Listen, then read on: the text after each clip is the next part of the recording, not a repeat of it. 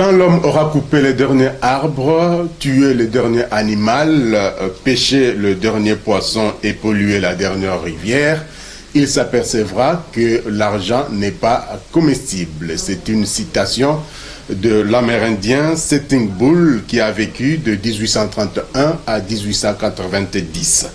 Madame, Monsieur, bienvenue à cette émission RDC Environnement. Comme vous le savez, c'est votre magazine des questions environnementales et du développement durable, une production de la rédaction de l'agence Galaxy Media. Depuis le 29 juillet 2019, le monde a épuisé toutes les ressources que la nature lui a offertes durant l'année 2019. Et donc, depuis cette date, nous nous endettons déjà écologiquement, épuisant les ressources sur 2019 pour nous permettre de vivre. Le 29 juillet 2019, c'est donc le jour du dépassement et nous vivons donc à crédit. Cette actualité a défrayé la chronique, du moins pour ceux qui s'intéressent aux questions environnementales et du développement durable, comme vous d'ailleurs, Madame, Messieurs, qui suivez cette émission RDC Environnement. Pour parler de cette actualité et aller un peu au-delà de l'information, nous avons approché M. Floribert Nyamoga, qui est expert dans les questions de changement climatique, pour nous expliquer enfin cette notion de vivre à crédit ou encore du dépassement ou encore d'endettement écologique. M. Floribert Nyamoga, bonjour. Bonjour. Merci de nous recevoir dans les cadres de cette émission RDC Environnement. Monsieur Floribert Nyamoga, comme nous l'avons dit dans l'introduction, c'est depuis le 29 juillet 2019 que le monde a atteint le jour du dépassement avec l'épuisement bien sûr des ressources de l'année 2019 pour puiser déjà dans les réserves de l'année 2020. Alors, le commun des mortels peut se demander que signifie ce jour du dépassement, que signifie le monde vivre à crédit. Ok, et lorsqu'on en parle de manière brute comme ça devient un peu comme une abstraction, quoi. Mais comment la situation se présente? La Terre, en tant que système, a une capacité de production des ressources, si nous parlons en langage écologique, de la biomasse qui permet à la vie de continuer à s'entretenir. Donc, à partir des processus comme la photosynthèse, etc., on commence la chaîne alimentaire. Maintenant, toute l'énergie vient du soleil et les plantes stockent cette énergie dans leur masse à travers la photosynthèse. On commence la chaîne alimentaire où les carnivores mangent les herbivores, etc., jusqu'on arrive à un niveau où chaque élément de l'écosystème, chaque être vivant trouve sa part d'énergie qui va lui permettre de vivre. La capacité de la Terre à porter la vie dépend de qu'est-ce que la Terre peut produire comme énergie, qu'est-ce que le système terrestre peut produire comme énergie pour permettre à cette vie d'être entretenue. Ça, c'est la façon dont le monde fonctionne. Lorsque il n'y a pas assez d'énergie, la vie commence à s'arrêter petit à petit. Et l'énergie, on la tire principalement de l'alimentation, de la biomasse, de la masse de matière organique qui circule entre les différents êtres pour que chacun puisse tirer sa part pour vivre. La Terre a ce qu'on appelle une capacité de régénération. C'est-à-dire la capacité par laquelle ce qu'on consomme peut se régénérer naturellement. Par exemple, lorsque vous avez un oranger, vous savez après combien de temps il produit des oranges. Donc si vous terminez les oranges aujourd'hui, il faut attendre ce temps de régénération pour que le même arbre puisse produire un autre stock d'oranges. C'est exactement la même chose pour la terre. Les ressources que nous prélevons dans la terre prennent un certain temps pour se reconstituer avant de pouvoir être encore disponibles pour la consommation humaine. On ne parle pas seulement de la consommation, on parle aussi du gaspillage. Parce que malheureusement, l'homme ne consomme pas toutes les ressources qu'il prélève. Une bonne partie est gaspillée, est perdue dans plusieurs processus, quoi. Les déchets, je sais pas moi, le gaspillage, quoi. Donc on a prélevé quelque chose, mais on ne l'a pas utilisé. Et tout ça, on met ensemble parce qu'on a déjà prélevé ces ressources à la nature. Et les ressources dont on parle ici, c'est toutes les ressources qui permettent d'entretenir la vie, notamment l'eau, l'énergie et toute la biomasse, quoi, toute la masse de matières organiques que les organismes échangent. Donc la Terre a une capacité de régénérer ses stocks. Maintenant, les écologistes ont réfléchi, ils ont dit, essayons de voir quelle est la capacité que la Terre peut produire, hein, pour voir qu'est-ce que, en moyenne, un homme doit prélever dans la nature pour entretenir sa vie pendant une année. Donc on voit la capacité de la production de la terre pendant une année. Et on compare la consommation de l'homme pendant une année. Et on exprime ce rapport-là en ce qu'on appelle hectare global. Donc un hectare global, ça veut dire la masse de nutriments, de matière que le système terrestre peut produire sur un hectare pendant une année. C'est ça qu'on exprime par hectare global. Et la mesure, on a pensé que si chaque personne consommait 1,63 hectares global, 1,63 hectares global, on en serait vraiment à un rapport équilibré. Donc tout ce que nous consommons est équivalent à ce que la Terre produit. Mais la situation pendant une année, parce qu'il faut toujours placer une période annuelle, parce que la Terre continue à produire continuellement, donc il faut bloquer un espace-temps. Maintenant, la situation aujourd'hui se présente comment? Lorsqu'on analyse maintenant la consommation dans le monde, on retrouve qu'il y a très peu de pays qui sont dans une assiette de consommation inférieure ou égale à 1,63 hectares globaux. Et vous le devinez bien, c'est la plupart des pays africains, la plupart des pays qu'on appelle sous-développés, mais c'est essentiellement en Afrique. Le gros de l'humanité est dans une marge qui est comprise entre 3,26 et 5, quelque chose d'hectares globaux. Donc, le gros de l'humanité, la plupart des personnes, consomment entre 3 et 5 fois plus que la Terre ne produit pour eux. Vous comprenez un peu? Donc très peu de gens consomment légèrement moins que leur quota, mais le gros de l'humanité consomme entre 3 et 5 fois plus. Il y a même qui dépasse les 6,5 hectares globaux par individu. Donc il y a même des zones où les gens peuvent consommer pratiquement ce qui était destiné à 7-8 personnes, c'est consommé par une seule personne. Et avec ce déséquilibre dans la consommation, les gens commencent à voir tout ce que la Terre a produit, on le répartit pendant le nombre de jours d'une année et on se rend compte que le 29, on a épuisé tout ce que la Terre avait produit pour nous pendant une année, pendant toute l'année 2019. Et ça, donc à partir du 30 du mois de juillet, nous sommes dans ce que nous appelons la dette écologique.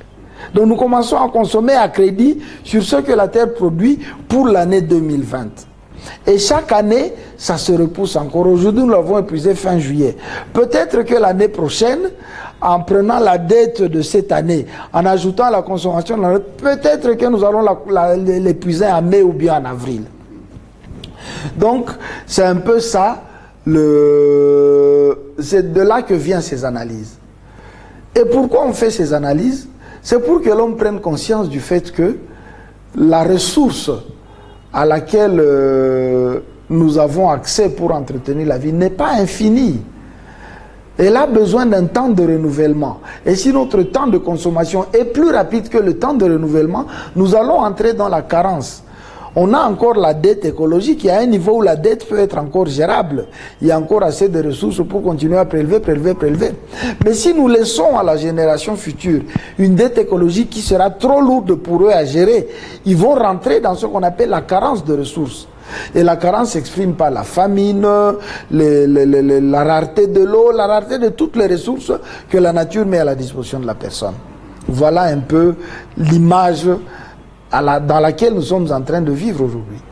Alors, comme vous l'avez dit, mais les spécialistes, les experts et d'autres scientifiques pensent qu'en arrivant à ce jour du 29 juillet 2019, cela veut dire que nous avons coupé plus d'arbres, nous avons consommé plus de poissons, nous avons pratiqué plus d'agriculture et nous avons pollué plus en rejetant dans l'atmosphère un peu plus de dioxyde de carbone, de CO2.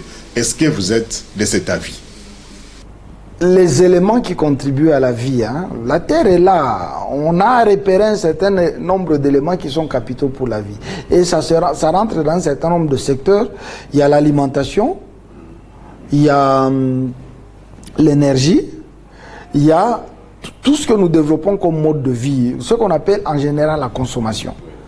Et c'est cette consommation qui pose problème aujourd'hui. Le modèle de la consommation que nous avons adopté, la façon dont nous avons réparti cette consommation entre les différences de la population et le regard que nous avons sur la source de ce que nous consommons n'est pas encore tout à fait équilibré.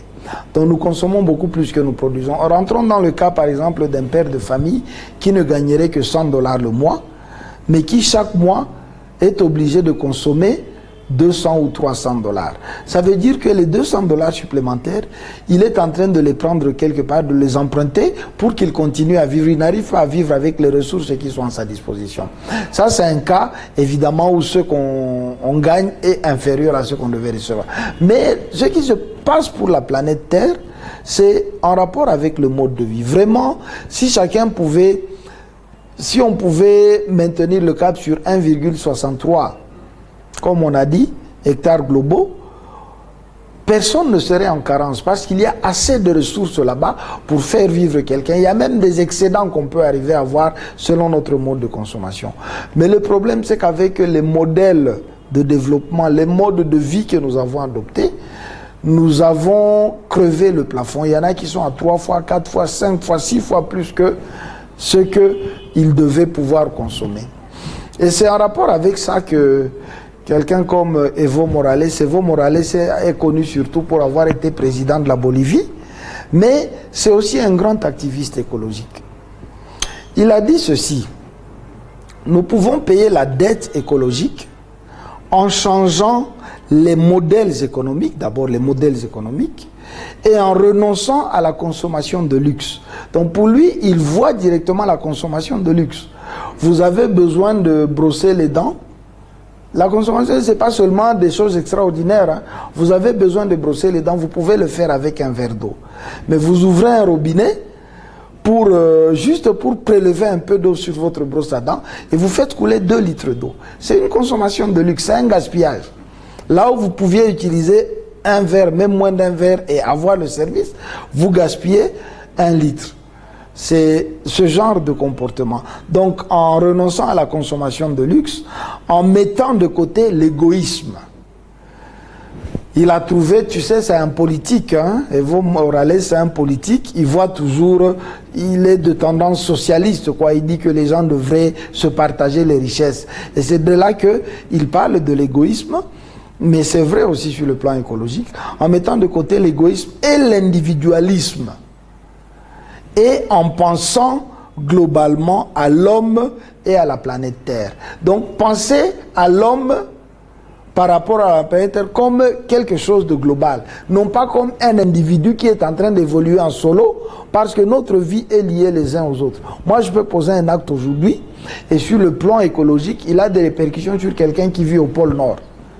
Donc nous devons avoir cette vision des ressources du monde, sachant que ce que nous prélevons aujourd'hui a besoin d'un temps pour se renouveler. Si nous en avons prélevé trop, il y a quelque part quelqu'un qui n'en aura pas assez. Et c'est ça que Evo Morales voulait dire en disant, évitons cette approche égoïste et individualiste. Donc nous voyons notre besoin à nous. Et plus on évolue dans le mode de vie, plus les besoins augmentent, alors que c'est là qu'on dit on entre maintenant dans le luxe, donc on commence à exagérer la consommation par rapport à ce qu'on aurait dû dire. Par exemple, lorsque vous arrivez dans des pays avancés, l'Europe, dans l'Occident en général, l'Europe, États-Unis, vous allez vous rendre compte que la première chose qui vous frappe, c'est le gaspillage. Vous voyez par exemple la taille d'une maison. 3 personnes vivent là-bas, mais lorsque vous voyez la taille de la maison dans laquelle 3 personnes vivent, c'est extraordinaire. On peut y faire vivre 50 personnes, confortablement. Mais elle n'est occupée que par 3 personnes. Et au nom du respect de la propriété, personne ne peut aller mettre une 4e personne là-dedans. Et cette maison telle qu'elle est là, elle consomme de l'énergie, elle a besoin d'être entretenue, elle a besoin d'être chauffée. Donc, les ressources en termes de chauffage qui pouvaient permettre à 50 personnes d'avoir la chaleur, il n'y a que 3 personnes qui les consomment. Donc, c'est vraiment du gaspillage et ça pèse sur l'empreinte écologique de la Terre.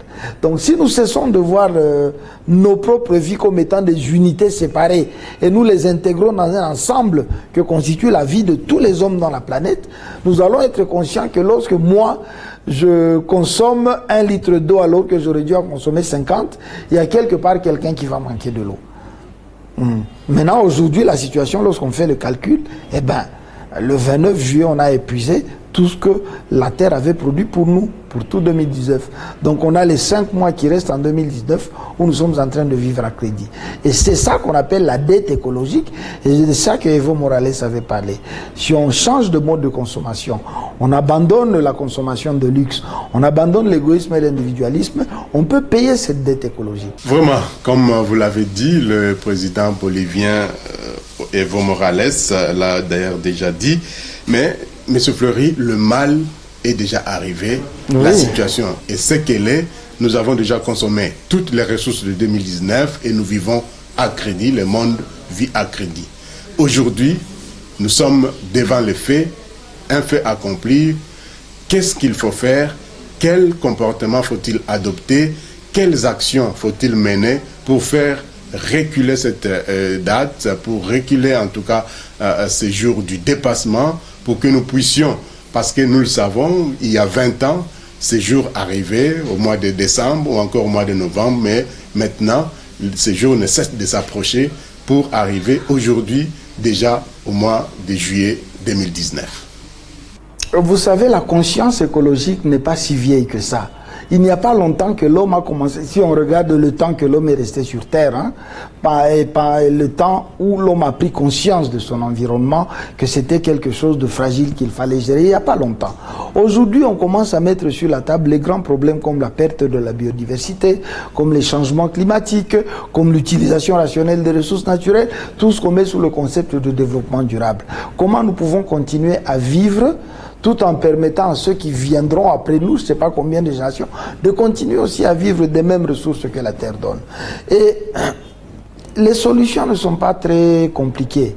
En fait, ça réside plutôt dans des choix que le politique peut décider d'insuffler à son pays. Il y a aujourd'hui, par exemple, la France a eu à gérer, certains pays européens, pas la France seulement, ont eu à gérer une forte période de canicule. Ils ont imposé des limitations sur l'utilisation de l'eau, par exemple. Ils ont régulé ça. Ils ont dit désormais, vous ne pouvez plus faire ceci, cela, cela, cela avec l'eau. Donc vous réservez l'eau pour la consommation qui préserve la vie. C'est par exemple un plan comment je peux dire ça? Un plan de gestion d'une crise. Mais est-ce que nous allons continuer à travailler en réagissant seulement aux crises? Est-ce que nous allons prévenir ces crises? Si aujourd'hui nous changeons la façon dont nous consommons, surtout dans la partie de la Terre où les gens sont au-delà de 3 fois ce qu'ils devraient consommer, ils ne vont pas mourir. Ils ne vont pas mourir, ils vont rester en vie parce qu'ils auront assez de nutriments pour vivre. Mais seulement, ils ne vont plus vivre avec le même niveau de luxe. Vous comprenez un peu? Et c'est ça qui pose problème à l'homme. L'homme ne veut pas abandonner son niveau de vie qu'il a déjà atteint. Il pense que c'est une régression. Mais comme on dit, oui, mais comme on dit, il y a des moments, lorsqu'on est au bord du gouffre, du précipice, avancer signifie quoi en réalité? Non. Si vous tombez dans le gouffre, vous avez fini. Progresser lorsqu'on est au bord du précipice signifie faire un pas en arrière. C'est là que vous commencez à progresser. Parce que si vous continuez dans le même sens, vous êtes dans le gouffre et c'est fini. Donc on est arrivé à un moment où, par exemple, on est au bord d'un précipice. Si l'humanité ne commence pas à faire des pas en arrière, c'est-à-dire de déconstruire ce modèle de consommation dans lequel nous sommes plongés depuis l'ère industrielle, en tout cas, nous allons nous rapprocher du point de non-retour où on se retrouve en train de tomber progressivement. Vous savez, c'est une longue chaîne. Hein? Et lorsque la première personne tombe, et le jour où la dernière personne va tomber, il peut se passer beaucoup de temps.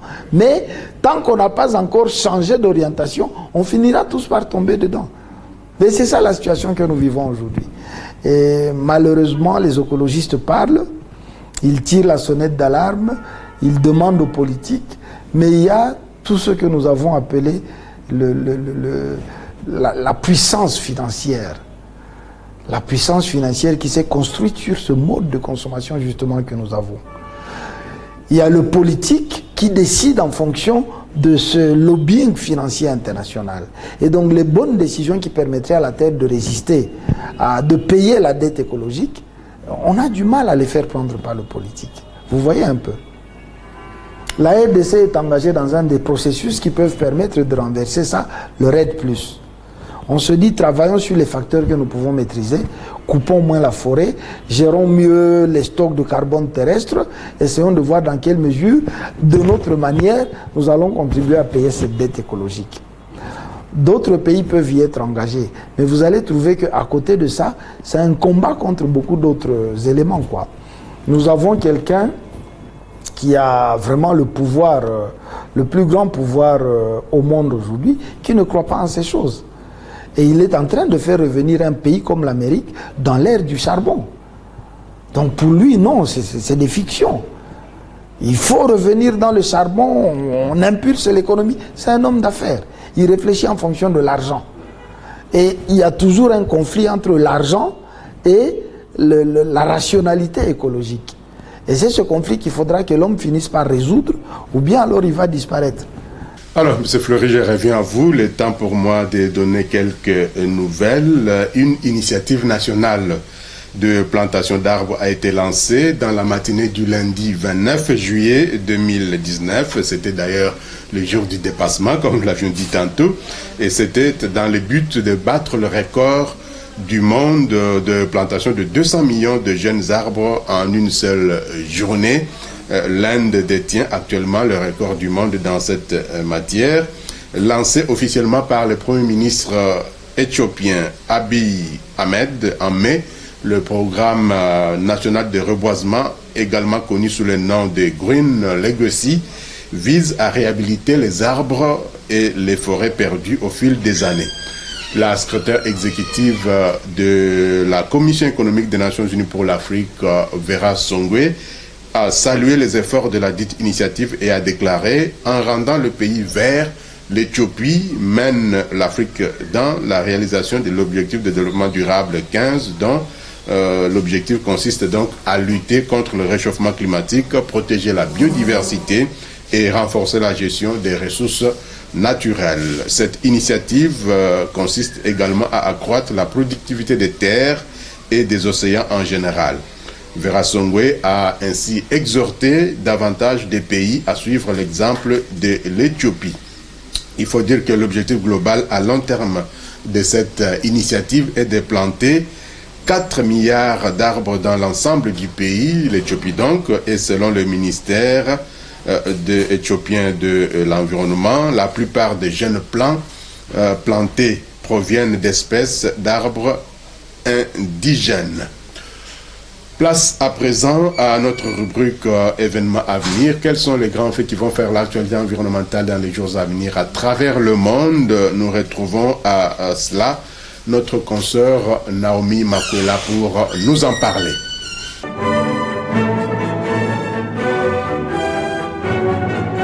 Du 29 juillet au 30 août 2019, s'y tiendra le séminaire sur la protection de la nature dans la coopération allemande au développement. La troisième session de la conférence intergouvernementale sur le BBNJ aura lieu du 19 au 30 août 2019 au siège de l'ONU à New York City aux États-Unis. Le 21 et 22 août 2019, Fidji Lotoka accueillera le deuxième symposium sur l'adaptation au changement climatique dans la région du Pacifique. Du 25 au 30 août 2019, ce sera la Semaine mondiale de l'eau 2019 à Stockholm en Suède.